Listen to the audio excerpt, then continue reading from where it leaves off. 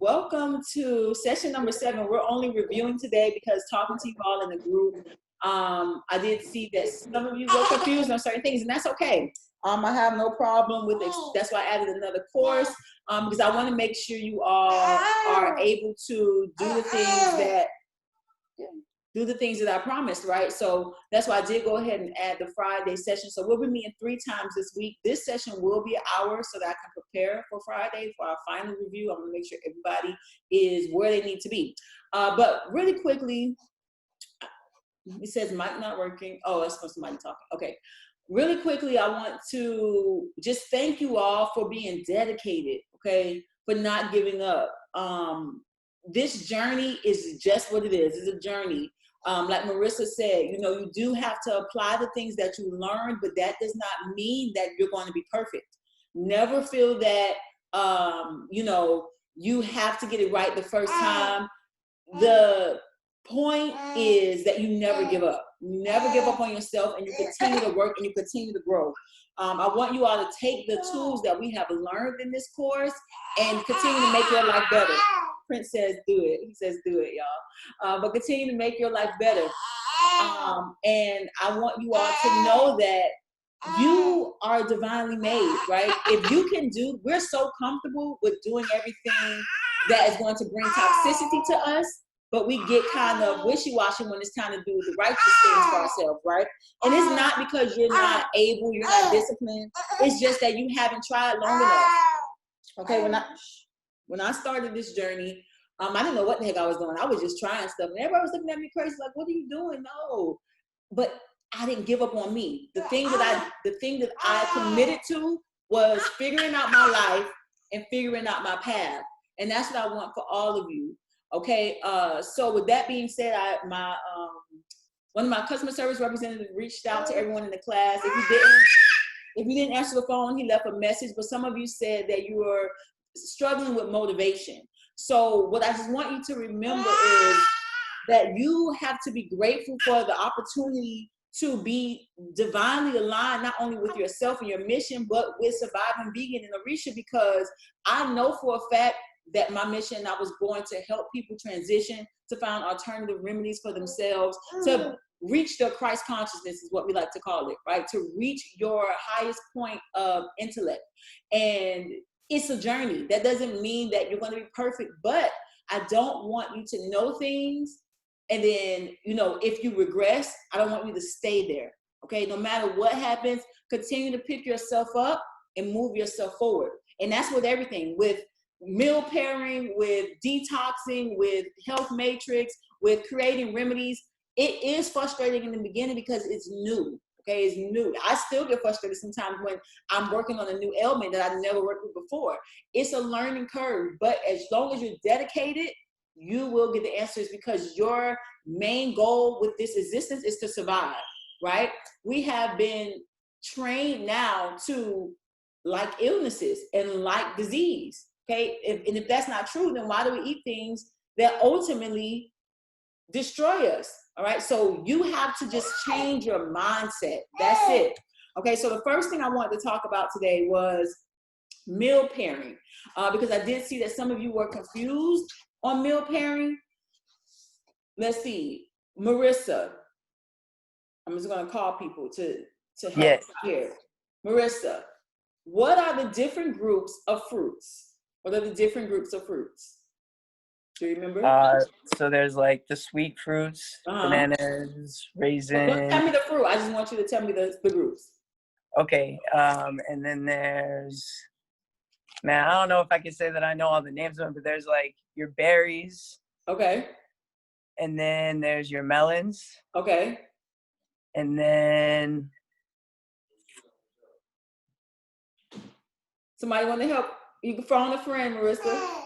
Acidic and subacidic.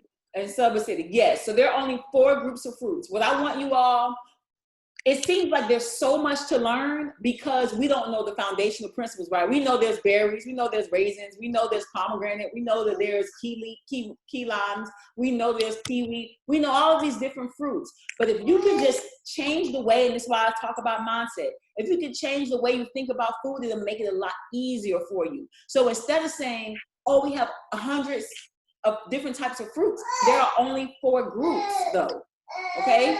So we have to look at the groups of fruit. So we have subacidic, we have acidic, sweet, and melon. That's it. So when you're putting together your meal plan, when you're going to the grocery store, you are looking for the groups.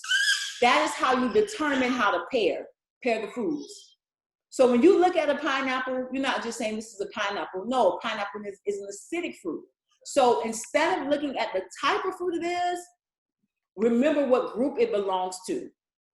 If you think about putting your meal plan together, first think about what goes together, then you find the fruit that fit into those categories. So if you're waking up and you're saying, I want to create a detox because I'm constipated, what would you pick? Fruits or vegetables?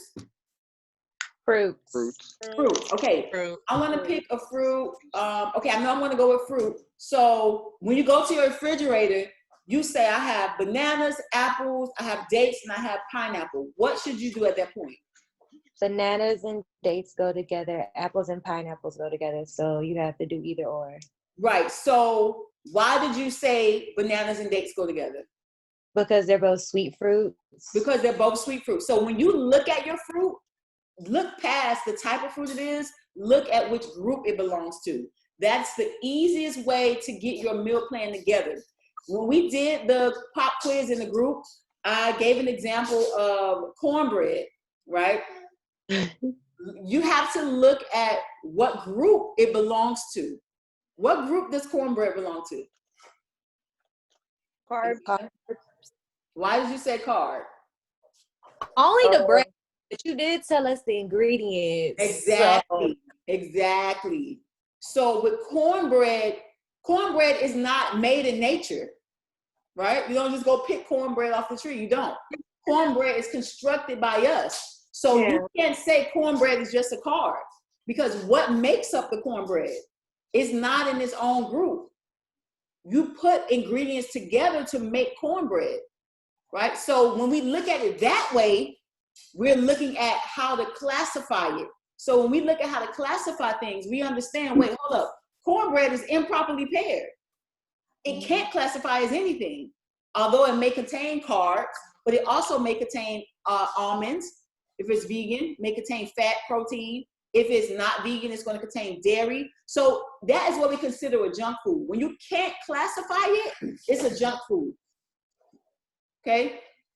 Cornbread is constructed by us based on taste. That's not a whole food. No matter how we want to twist it and make it seem, even fried mushroom is not a whole food. Okay? It's a junk food ultimately. Okay? Because we're constructing it. Okay, so that's why I say, if you see me post on Instagram, I say, oh, I'm eating vegan junk food today. They be like, how is it vegan junk food? The whole Surviving Vegan Cooking Guide is vegan junk food. It's not meant for those who, like people say, if I transition to vegan, will that heal my issues? No, because you have to eat in harmony with the body's digestive system. We want the body to work in harmony, okay? So the Surviving Vegan Cooking Guide has a purpose of to help people to transition to veganism that's eating dairy, that's eating pork and things like that, but it's not properly combined. We're combining foods, we have to easily be able to classify what it is. If we cannot classify it because, if we cannot classify it because it's fried or we battered it or we added things to flour, you cannot easily classify it because it has 8, 9 different ingredients. But when you say a mushroom by itself, a mushroom can be classified as low starch, non-starch vegetables. Okay, so let's go into other foods outside of fruit. When we talk about fruit, we know there's only 4 categories. You should easily be able to categorize a fruit. And we're going to talk about smoothies in a second. But let's talk about other foods. What groups do we have when it comes to other foods? Anybody want to answer? Go ahead. Protein, starches, vegetables, fat, and then meat and seafood, which should be eaten alone. Say that one more time for me. Proteins, starches, vegetables, fat, and then meats and seafoods that should be eaten alone. Absolutely. So when it's protein, we have starches, carbs. Then we have low starch, because listen, starches are still vegetables depending on what it is. Like a potato is still a veggie, right?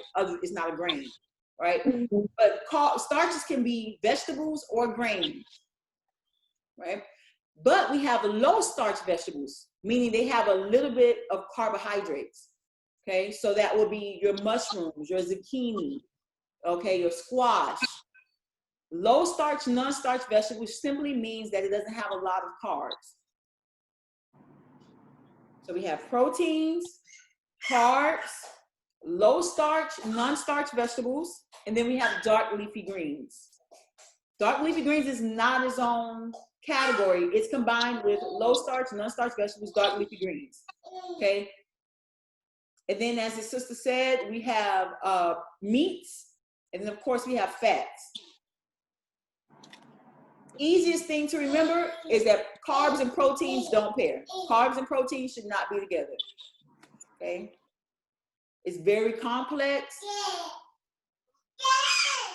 It will take a lot to be digested. He's over here talking to an ant. Protein and carbs don't go together. That's the only thing that's a bad pairing. Protein and carbs together is a bad pairing. Okay? Are beans considered carbs? I mean, protein or beans?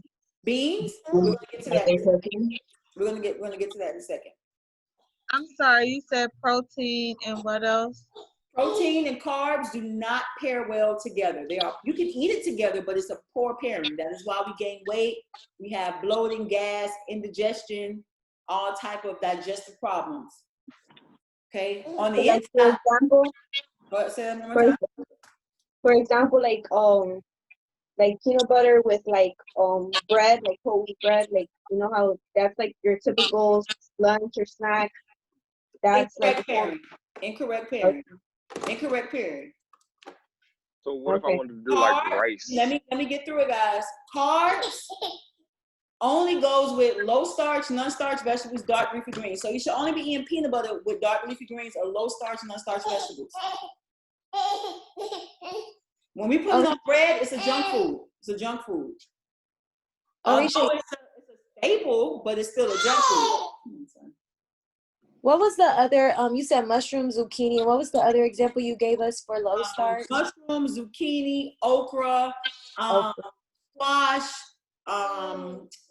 peppers, onions, all of those with minimal amount of carbs are low starch, non-starch vegetables. If you don't know what something is classified as, you just look up the nutritional facts, right? You look at the back of the label, okay? Okay, And thank you. you no problem. You'll be able to tell what it is. Proteins and carbs, poor pairing. So yes, peanut butter on bread, poor pairing. Carbs should only be eaten with low starch, non-starch, dark leafy greens as well. Carbs and proteins not together, but they can be eaten with low starch, non-starch vegetables, dark leafy greens. To the question, now I know someone had a question I'm going to answer you next, but the question about beans, right? Let's look at this. So let's bring up garbanzo beans. Garbanzo beans.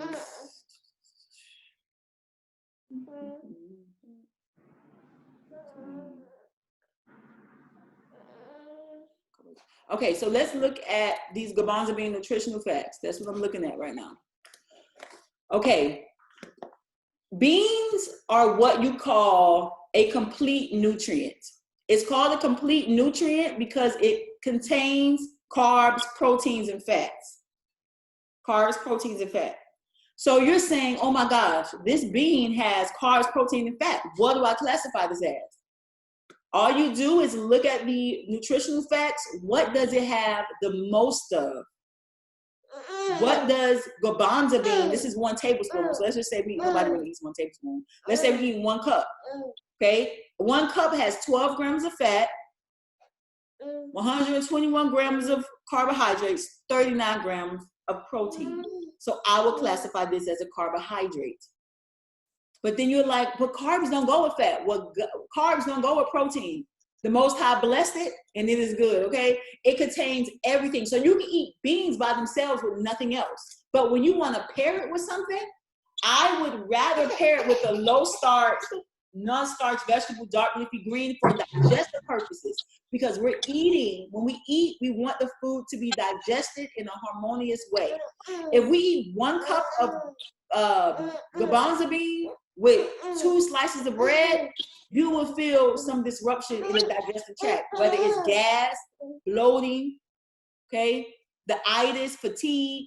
You will feel some type of resistance. I personally, for the reason of my body not experiencing any digestive problems, I would eat it with low starch, non-starch vegetables, dark leafy green. That's the easiest way to do it. When you become an expert, meaning you learn your body, not an expert at understanding food, but an expert at your body, I could do this. I could eat 1 cup of garbanzo bean, and let's say I did 1/3 cup of rice. That's not overdoing it, but we overdo it. We'll get a cup of rice, a cup of garbanzo bean, and then we'll have bread and avocado. That's too much at one time. Okay, it's super complex because there's already 121 grams of carbs in here. Your best bet for digestive purposes, so that the body doesn't feel much resistance, is to pair it with low starch, non-starch vegetables. You can eat it however you want to, but if you want to avoid the digestive problems, we have to eat with our mind fixed on the body working in harmony with itself. If you, as you say, okay, I'm going to try what Arisha said. I'm going to get 1 cup of garbanzo beans, and I'm going to eat a little bit of rice. And then after you eat the rice and the garbanzo bean, and you have gas 30 minutes later, hour, 2 hours later, then you feel sleepy, you say that's too much for my body. Okay, everybody's body is different, ultimately. Everybody's organs look different. They're slightly in different places, right? Everybody's digestive system is different. And so we don't say they can't be paired together, because you can eat whatever you want to, but it's a poor pairing because it will cause digestive problems. So to avoid those problems, we want to eat things that won't cause digestive problems. So if you eat this with a salad, you're more likely not going to feel any type of itis or digestive problems. But if you ate this with rice and bread, you're most likely going to have fatigue afterwards, okay? Because it does contain carbs, you can put a little bit of carb with it, but only do that once you're an expert. You tried it out and your body has no reaction to it, do it. Okay? So I have a question, if you don't mind. Yes. I think this relates to one of the questions that I had that was supposed to be answered, I think sometime last week, but we didn't have time. Okay. So I'm a little conflicted. I know I'm a very big salad eater, and I know we're supposed to pair fats with the leafy vegetables. Yes. So with avocados and, of course, olives being considered a fruit, would those be considered okay to pair with it because they're fats? Would those be exception to eating it with leafy greens? Yes. So thank you for that question. Avocado is considered a fruit, but it's not a fruit like a strawberry. Okay? It's a fat, ultimately. There is no fruit that, like strawberry, pineapple, apple, grapes, they're not high in fat. So yes, it's considered a fat because it has a seed, but tomatoes and cucumbers are considered a fat as well, but I wouldn't eat that with a strawberry. I'm sorry, a fruit as well, but I wouldn't eat that with a strawberry, okay? Because it's higher in certain minerals, okay? Electrolytes as such. So if you say, I want to eat, let me bring it up. Let me bring it up so you guys can see it. Avocado, nutritional facts. And then let me bring up, let's say, strawberry.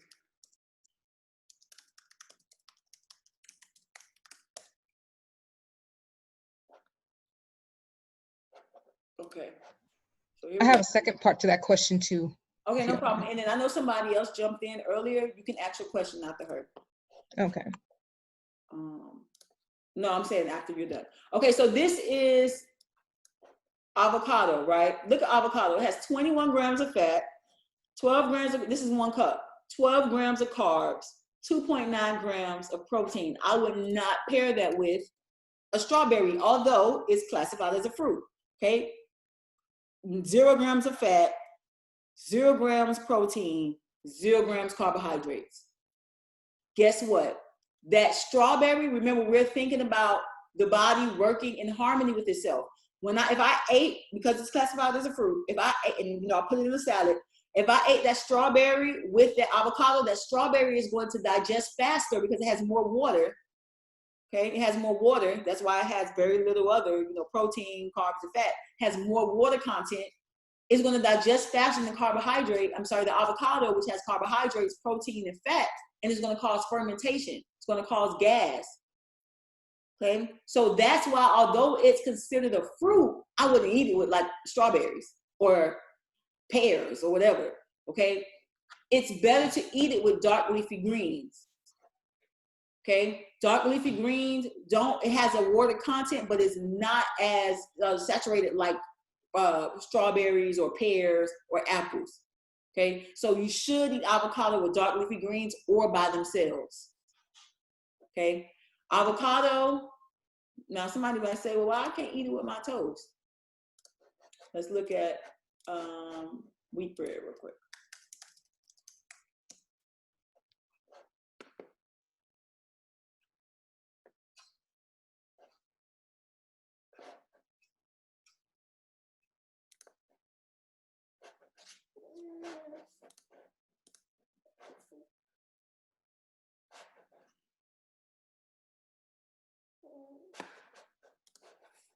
Okay, so avocado, we talked about that. Well, this is the avocado. Wait, I took it down. Sorry.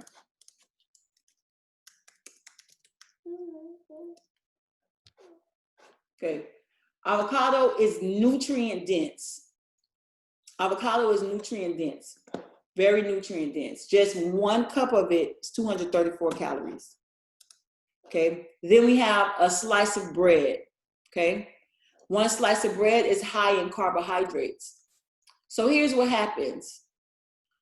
When your body, so we're getting into the science of it, and this is a very basic class, but I want you all to know. When you eat a carbohydrate, your body releases certain digestive enzymes, okay? When your body releases, which enzyme is it? When you eat the actual avocado, is going to release lipase digestive enzyme.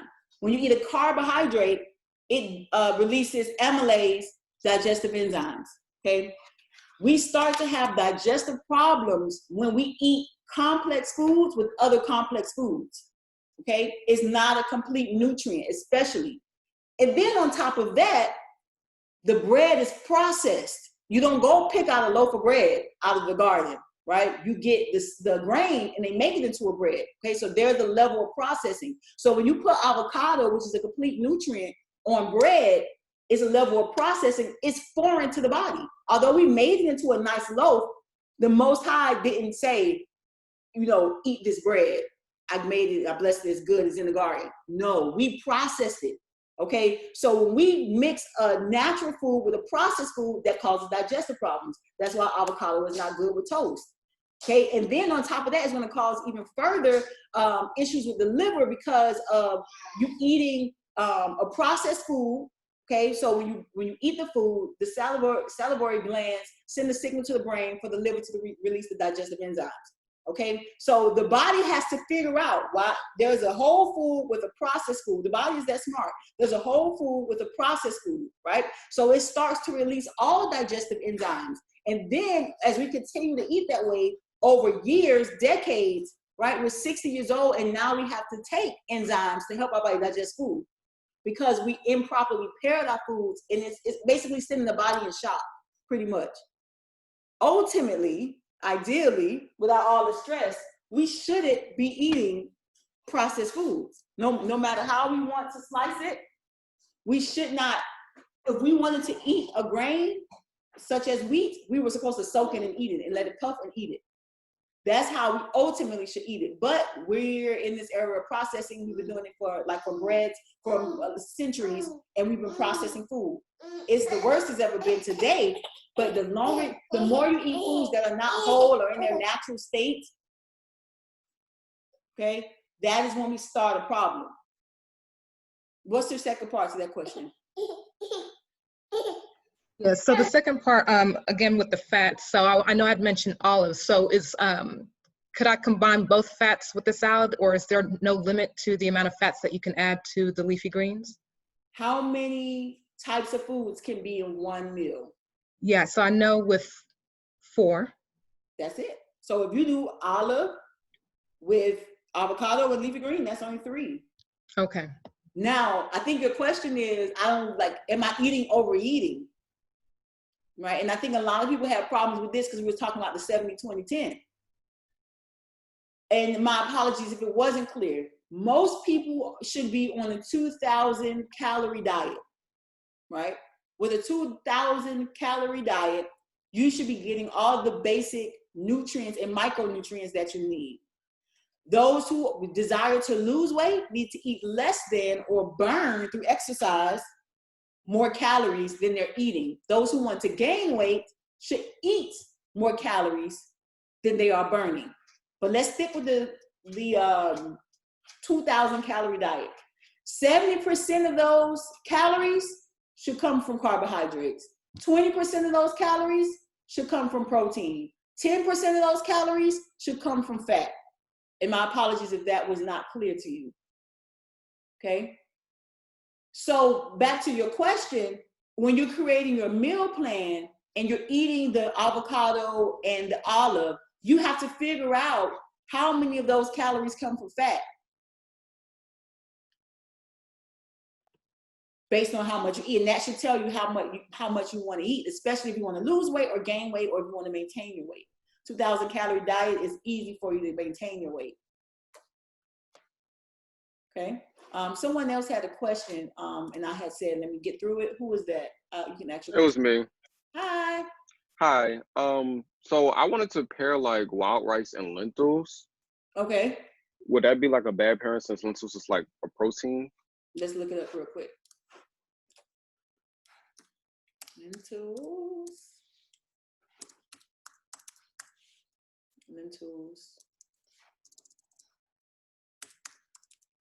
Nutritional facts. Okay. 1 cup of lentils. Let me share this with you. Okay, 1 cup lentils. So 1 cup of lentils is 230 calories. Okay, we have 40 grams of carbohydrates. Then we have 18 grams of protein. So what would you classify lentils as? Carb. Mm-hmm. Right. It's a Yeah, complete nutrient because you're still getting protein in it, right? Mm-hmm.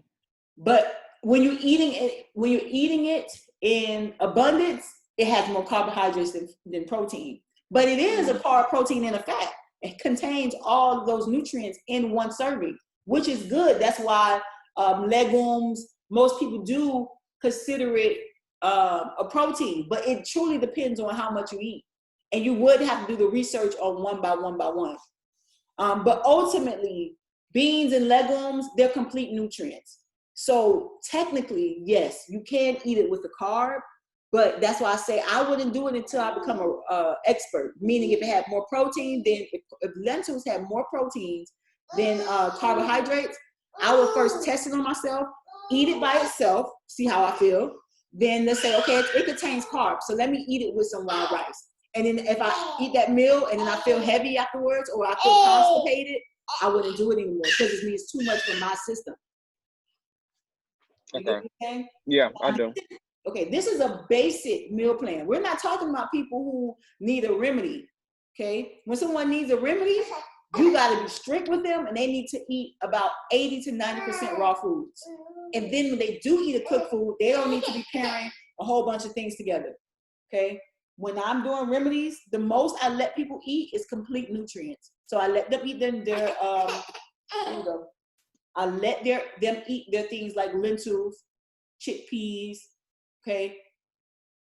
Because it's a complete nutrient. So they're going to get carbs, proteins, and fats. I have no problem with that. But I don't allow them to eat like a whole carb bowl with rice, bread, lentils. I don't allow them to do that because it's too complex for the body. And we want the body to work in harmony with itself. I want the body to be at balance so that when you eat the remedy, when you eat the herb, when you drink the herb, your body is able to absorb it, okay? We put our body through a lot of dietary stress when we pair a whole bunch of different foods or when we eat so many types of foods, right? We should be thinking about eating the same type of foods, but having a whole bunch of herbs that we take. Body loves the herbs and the minerals, right? So that's why I want you all to remember that your meal plans, especially when you're doing remedies, is supportive to the herbs. It's supportive to the herbs. May I ask a question? Yes. Please. Okay, so I know for me, like, I've been eating lentils and chickpeas for a long time, but what I notice about my body is I can't pair them with other things, or like, you know, I get like bloated or like really gassy or constipated. Okay. But I also know, like, if I like any food that my body got immune to, like say like lentils or chickpeas, if I like fall off or like, you know, I'm on like a more like a vegan junk food diet, like, and I try to come back to those whole foods, I see that it has to take its time to get back to like, okay, I just wanted to see if that made sense to you, because it's like, yes, it does. Okay. Because most of the time when we're eating junk food, it's high in carbs, right?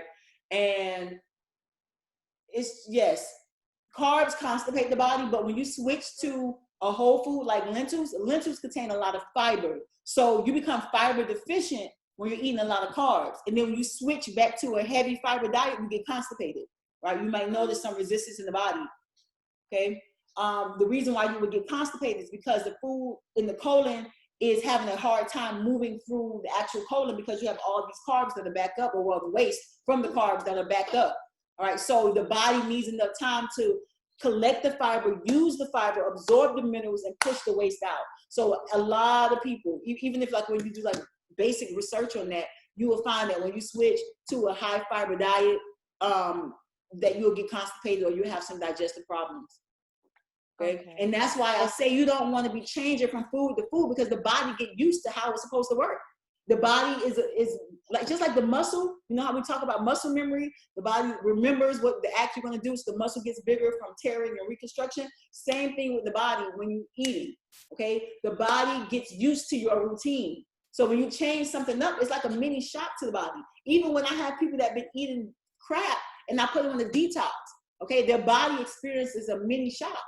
They will have those first 2 or 3 days. When you're working with your clients, let them know that, set that example, set that expectation.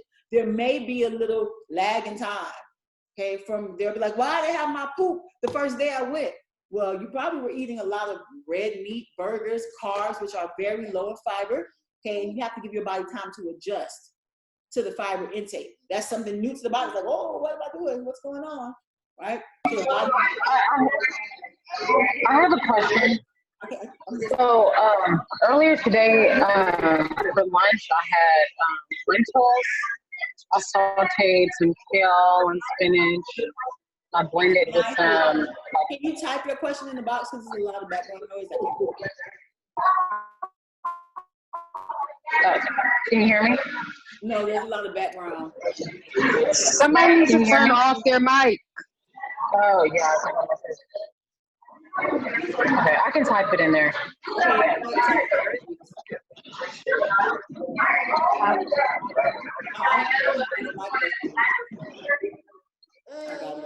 Okay, so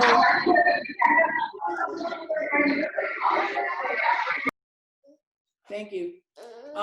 So yes, when there's other foods outside of fruits, we have carbs, proteins, fats, low starch, non-starch vegetables, dark leafy greens. Then we have meats. We all know that meat should be eaten at least 2 hours before or 2 hours after eating other food, ideally, to avoid the digestive problems. Okay, you want to give your body some time to digest it. Meat takes the longest to digest in the body. We already know when we're eating and drinking, 30 minutes minimum in between eating and drinking. A lot of when your clients come to you or your family member or you're dealing with yourself, test it out. Go eat and drink at the same time. In about 30 minutes, you're gonna have like a little stomach cramp or you'll have a little bloating. Okay, so you first become the expert in your body. Okay, how your body operates. Okay. I have a question as well. Yes. So, all right. So it's so much information. Sometimes I get like really confused. Like I'm actually kind of like very confused at this point, but I'm gonna get it. Yeah. So for the fruit, so I know that there's 4 different types. I missed one. So I have subacidic, acidic, sweet, and what's the other one? Subacidic, acidic, sweet, melons. Okay, so then from there, okay, so it's 4 different types of fruits. So you can't, so you say that it's not good to eat like all of them at the same time? Right. And why is that again? Like I know it's because it's not in harmony with the digestive system. I know like that's overall. Yes. But if you eat a sweet with a subacidic, what does it do? Okay, like so different foods, for example, like sweet fruits are really high in carbs. Most sweet fruits are high in carbs. Okay. Okay. Most subacidic fruits have a neutral pH. Okay. And then obviously acidic fruits are more acidic in their natural state. Subacidic and acidic can go well together. They pair well. They balance each other out. But when you try to eat a sweet fruit, let's say you did banana with lime. Nobody eats that, but let's just say you did that.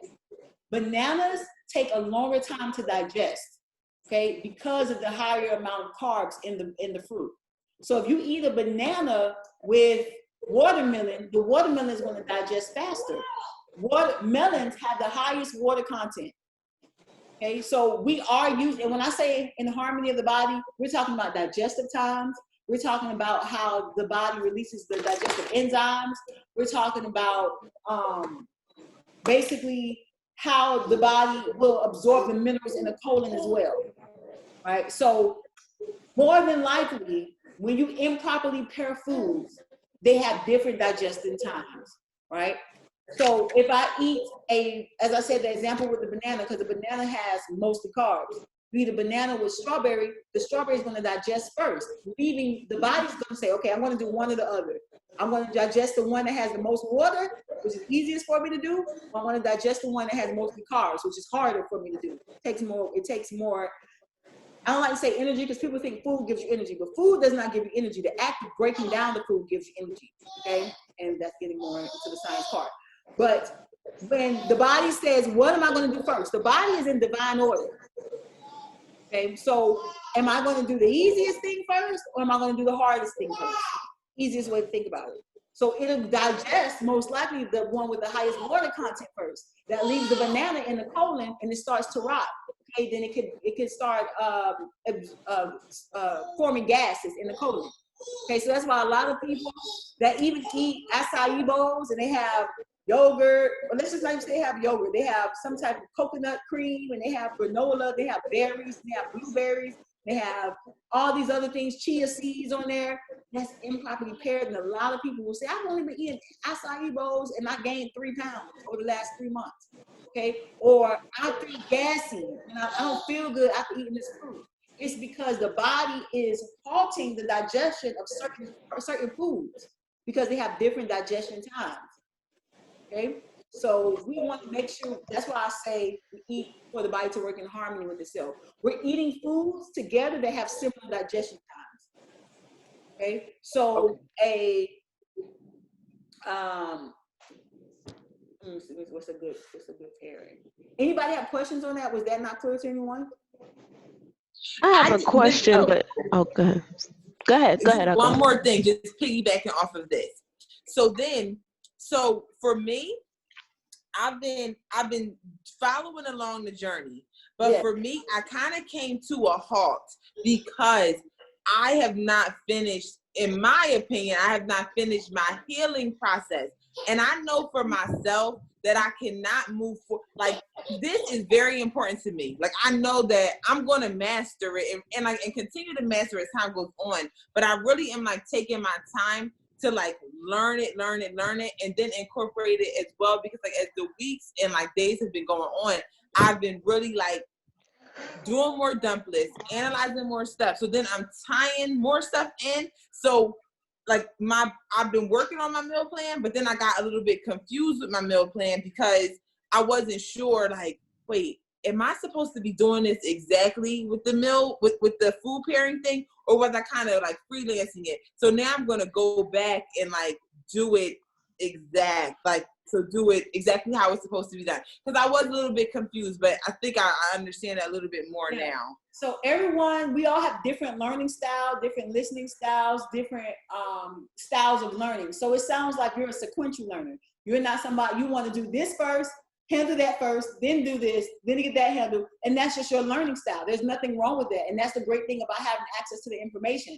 I'm not like that. I'm a random learner. I can jump from here, from there, and some people can't work like that, and that's okay, right? So that's just your learning style. Don't feel that, and that's a great thing that you said, I still have a lot of healing to do, okay? For you to get off of, and that's why I do that portion first. For us to implement these remedies and be as strict as we're gonna have to be with our diets, we gotta know where this trauma is coming from. You know I shared with you all what I was going through yesterday. I wanted some cake so bad, and I actually got some vegan cake. I didn't eat it yet, I just been looking at it. But I said, you know what, I gotta push through because I know why I want this cake. It's not because, oh, it just tastes good, look good. It's because I was stressed out. I had some deep wound issues that I need to heal. So that's okay. That's okay. And that's a part of the journey. We're changing our relationship with food. We have a toxic relationship with food, most of us. Okay. So I want to switch gears real quick. I have a question real quick. I'm with the sister that just was speaking. I have to get all of my thoughts and gather them together so that I can incorporate it. Because trying to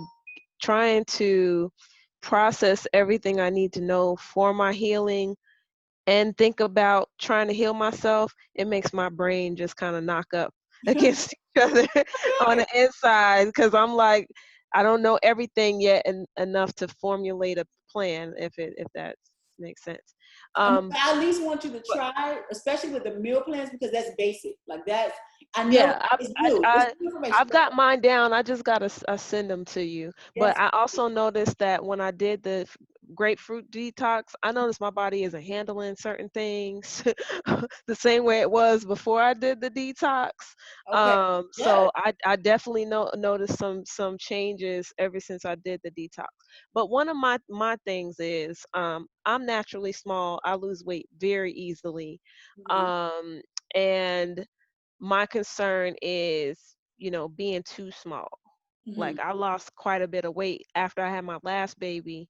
I was above 150, which that I like that weight, like 150, 160, but now I've lost maybe about 20 pounds. How tall are you? So I'm 5'7". 5'7". Mm-hmm. You should be around like 130. So my next question is, why do you like the weight? Because why you like the weight? I like the weight because I don't like how my bone structure looks at the smaller weight. Yes. So you lose the weight, not the bone structure. Yeah. So there's I just think trauma. I think my There's bones a trauma are too around that, though. pointy. I think my bones is too pointy.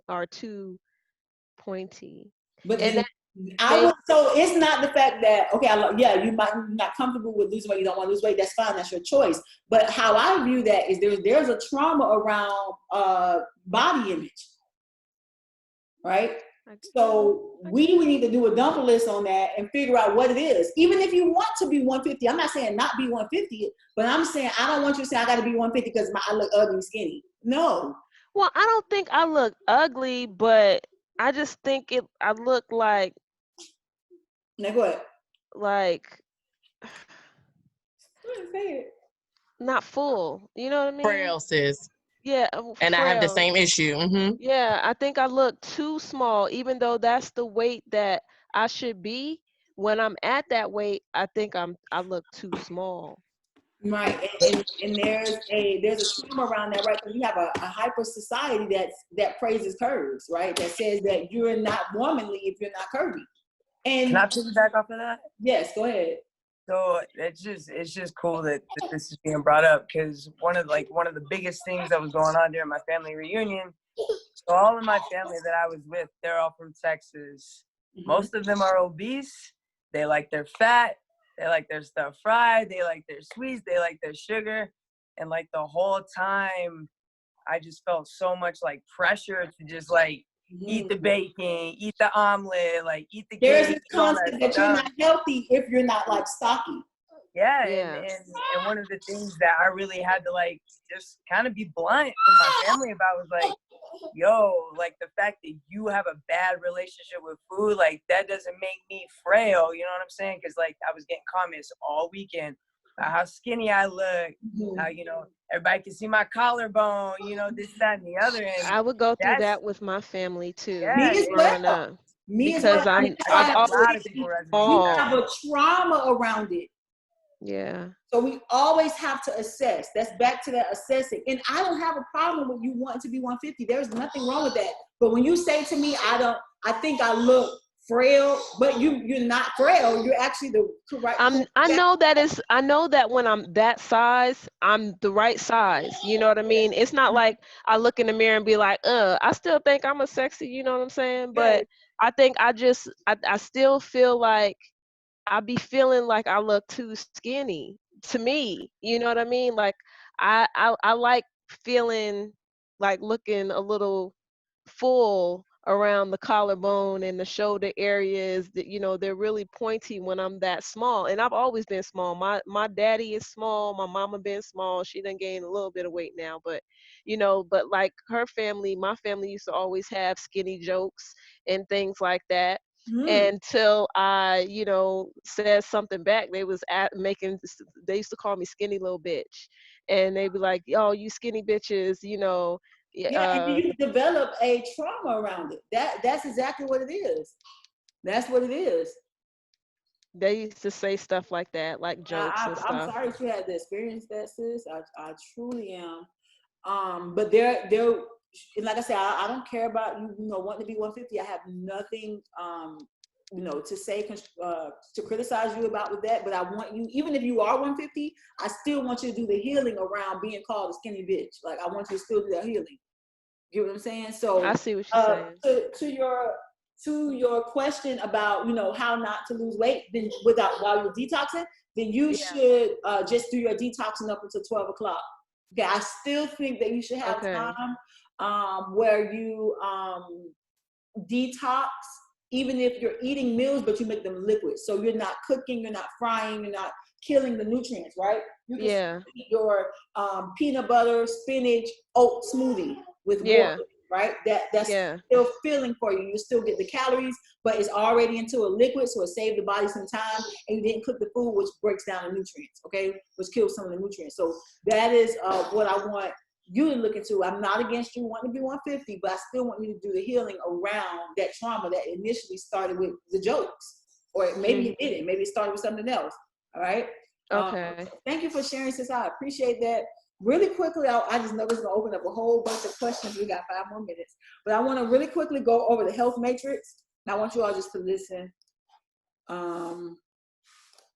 Okay, I want to go over this because a lot of people were having issues. So I'm not going to go over what we already went over. I'm giving you some of my pro tips to help you all along the way, because I know some of you were dealing with health matrix and you had multiple problems. It was like, oh my God, what do I do? How does this work?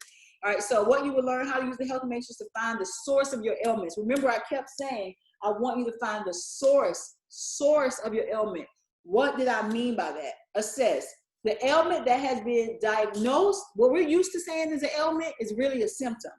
Person has diabetes. That's not an ailment. Diabetes is a symptom of the pancreas malfunctioning. That the ailment is pancreas malfunction. Okay? When a person is obese, obesity might not be the ailment. Okay? They might be overeating because they're depressed. Depression is still not the ailment. Why are they depressed? Okay, B vitamin deficiency may be the ailment. Okay, so we always want to find the source. It's kind of like a domino effect. When one thing happens, it leads to something else. Then leads to the next thing. Then leads to the next thing. And before you know it, you have all of these symptoms and you don't know what the true problem is. But it started with the source. So that's what I mean when I say find the source. Okay, a person may have high blood pressure. That's not the ailment. That's the symptom. Okay, the ailment may be a weak heart. Okay, so the heart has to pump harder to get the blood around, making the pressure higher. All right, but you're on medication for high blood pressure, but that's not even an ailment. That's why we talk about allopathic medicine is treating symptoms. Okay, in the event of multiple issues, pick the most pressing issue and then work your way backwards. Okay, pick the most pressing issue and work your way backwards. So you may say the person is, this is high blood pressure. Okay, they have they're obese, they have clogged arteries. You're like, oh my God, okay, so obesity is digestive system. You're saying high blood pressure is circulatory system, and then they have clogged arteries. I guess that's the nervous system. No. What is the source? Okay. Obesity can cause high blood pressure, right? Because of the fat around the heart. So you have to understand the different problems and understand what the ailment means. What is high blood pressure? Okay, why do they have high blood pressure? That's how you find the cause and effect. So if we're working our way backwards, we say they have high blood pressure because they're obese. They have plaque in their arteries because of their diet, what they're eating, which causes them to be obese. Okay, right? But the issue might actually be, let's say it's a circulatory problem. And I'll use the example like I just gave with the heart. And I'm going to actually use the example from someone in the class in a second so I can show them, show you all from their actual experience how it's tied in together. So you will find that all of these issues are connected. It is our job to find the source. And granted, that is what is the hardest part. That is the part that takes time. Because what I want you all to see, most people are not just cookie cutter, right? And you guys experience that when even doing your own health matrix. I have so many issues, but you'll find that they're all connected. One thing has led to the next. All right. And let's just say they didn't have a weak heart. And you say, okay, the obesity is leading to high blood pressure because there's fat around the heart. The plaque is in the arteries because what they're eating is clogging the arteries. You may find that the ailment is actually something to do with their hormones, okay? Where they're not able to lose weight. Even if they get, you'll have this, where they get on a diet, stop son, come on. Where they get on a diet and they're unable to lose weight. Let's just say that was the thing. You're like, what is it? The issue will actually be the hormones. Okay, so you have to find what is leading to the next, that's leading to the next. And I'm going to use an example so that you guys can see what I mean. There's a domino effect. One issue led to another. Find the source. System. Now that you find the source of the problem, you can identify the system. For example, some of you said that you have cysts. Some people said they have cysts, and they'll tell me that the issue is the reproductive system. Remember, the cyst is not an ailment. The cyst is a symptom of something that's happening within the body. So then you have to realize what causes the cyst. Okay? Yes, the cyst affects how the reproductive system works, meaning you can't get pregnant, okay? You're dealing with infertility, but that does not mean that the source of the problem is from the reproductive system. Not the reproductive system is not malfunctioning, which caused the cyst. When you research, you will find most cysts grow because of a hormonal imbalance. Okay, so the actual issue is with the endocrine system. Okay. And I'm going to show you an example right now.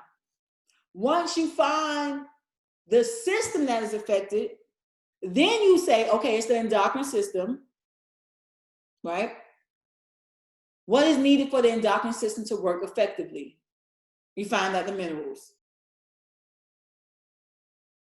You 99.9% of the time are going to see that the same things that cause the system to work correctly is the same thing that you're deficient in. You create a meal plan that are high in those minerals, meaning the foods are high in those minerals, okay? And then you create herbs that are high, get herbs that are high in those minerals. When you're using the food, once you pick all these foods, first, I want you to just say, okay, I need A, B, C, E minerals.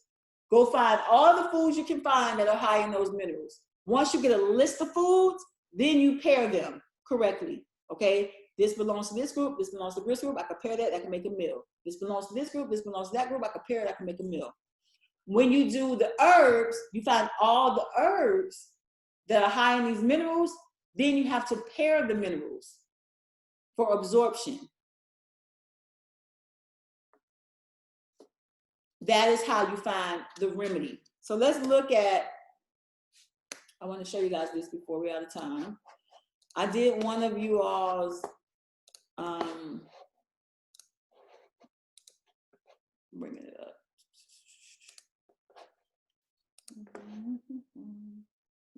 Okay, I did one of you all's health matrix to help you understand what I meant about one thing leads to another. I did the hard part for you. Health matrix, okay. All right, I'm not going to show the sister's name, but I'm going to show the actual matrix that she did.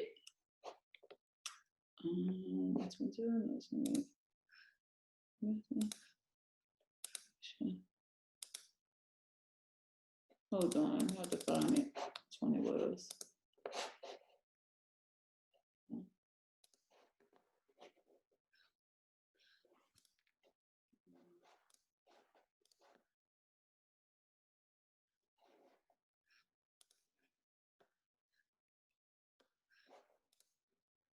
This is it.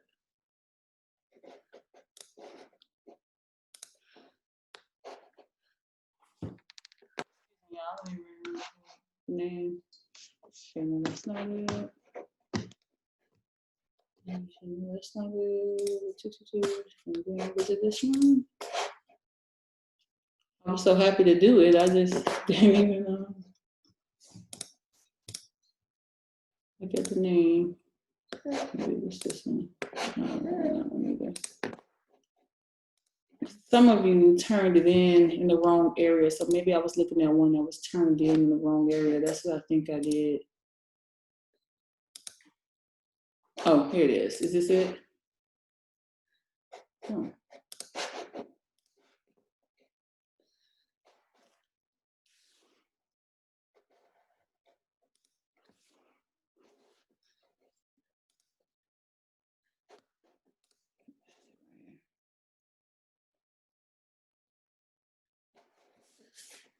Yeah. Okay, well, I can't find the health because I want you all to see what she wrote, but I'll still tell you what it was that she wrote down. Why can't I find this? Stop it, son.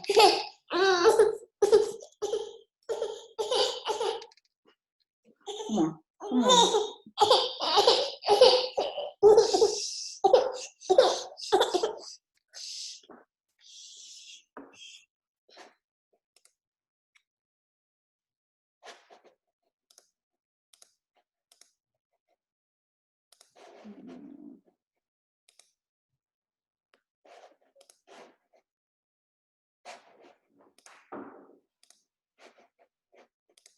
While you're looking for that person's, can I just say that I was really frustrated with doing mine because every time I was looking for the vitamin, like the herb that goes with the vitamins that I found, it was giving me spices. Like I couldn't find actual herbs that were high in, like that were high. It was a bunch of spices, and I'm like, you can't give people spices to take. it's supposed to be making the teas with the herbs. So I was getting really frustrated with that part, that I couldn't find You couldn't find herbs that fit. You couldn't find the herbs. So I recommend I don't have the book yet. I Okay. ordered the books, but I didn't get them yet. So maybe that'll help me. Yeah, it definitely will help you. That's a really, really good resource to have. I really want to find this thing. I think they had their thing turned in the wrong area because why can't I find it? Is this it? Yes, this is it. Yes, Brayla. Okay, where's your dad? Where's your dad? Okay, talk to your dad, please. Okay, so this is the one that I did. Come on, son. For sister here. Let me take a screenshot so I don't show her name. Okay. No, I don't think anybody can see her name on here. Okay, I think nobody can see her name. Okay. Now I want you all to take a look at this because this is what sister wrote down.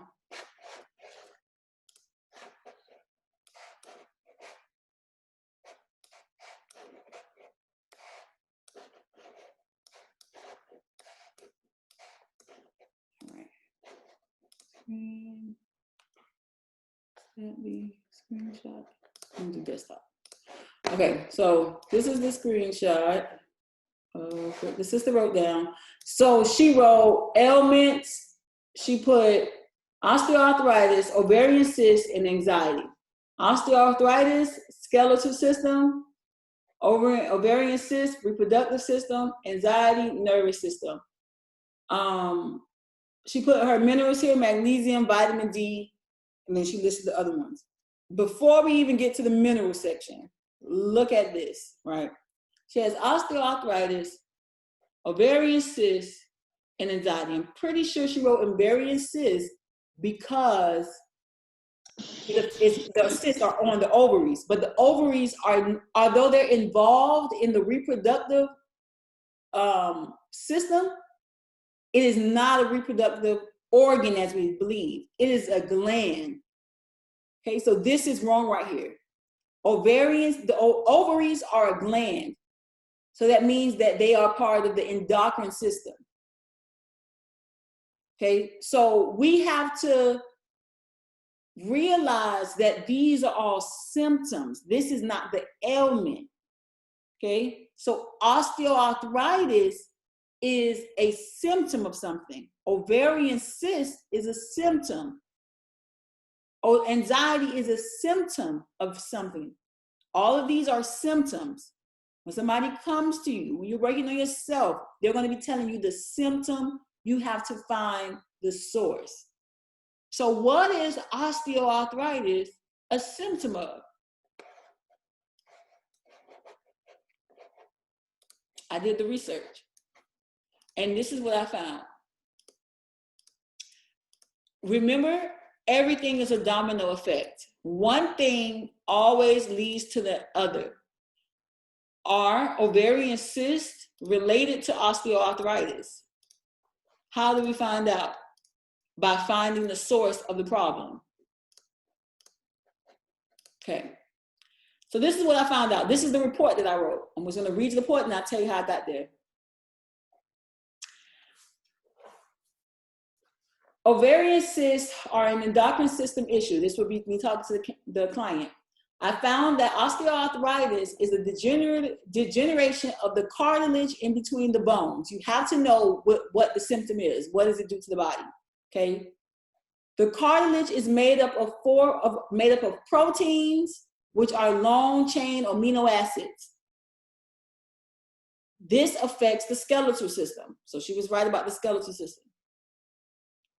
Deficiencies in amino acids can lead to cartilage degeneration. When you are deficient in the following minerals, vitamin K, D, A, C, B vitamins, and folate and amino acids, it can lead to osteoarthritis. Ovarian cyst is a disease of the ovaries. The ovaries are a reproductive gland, so the issue is with the endocrine system. This is what I found. When I looked for what the source, by doing my research, looking at different articles, I looked at what is the main source of osteoarthritis, okay? I found that a abundant amount of homocysteine, which is a non-protein amino acid, causes and can lead to osteoarthritis in African Americans. So once you do your research, you will find osteoarthritis affect different ethnicities in different ways. But for African Americans, homocysteine, an abundance of that non-protein amino acid leads to osteoarthritis. Okay?